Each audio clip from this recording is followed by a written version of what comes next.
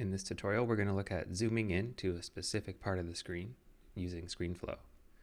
So I've recorded some demo footage here, example footage that we'll use to demonstrate the zoom in effect. So I'm just going to scrub through that or play it real quick. I've got VS Code open and my mouse goes over to the extensions tab and clicks it. So what we're going to do here is zoom in on the left-hand menu as the mouse gets closer to the icon we want to hit.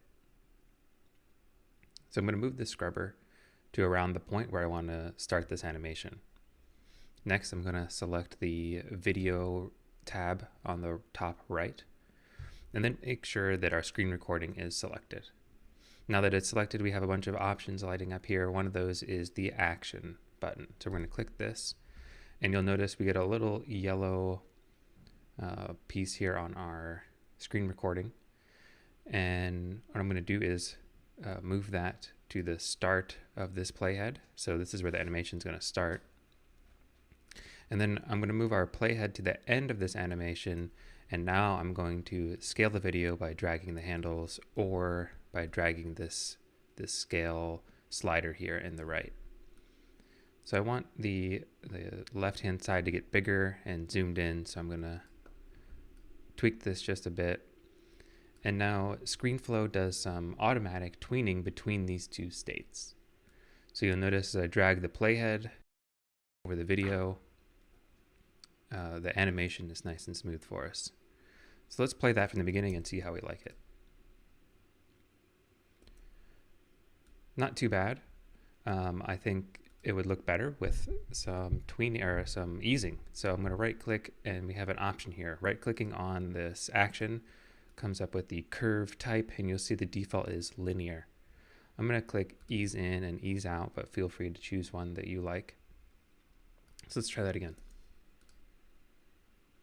Feels much more natural movement. So now that we've got the zoom in effect, we want to also zoom back out. And to do that, I'm going to drag the playhead around here. This is where we want the zoom out effect to happen. And to do this, I could create a new action and drag the handles back to our original zoom percentage.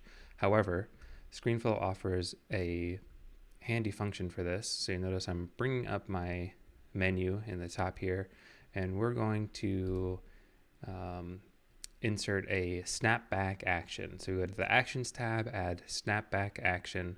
Oh, we need to make sure that our screen recording is selected when we do that. So select that, add snapback action video, or we have option command K as our hotkey.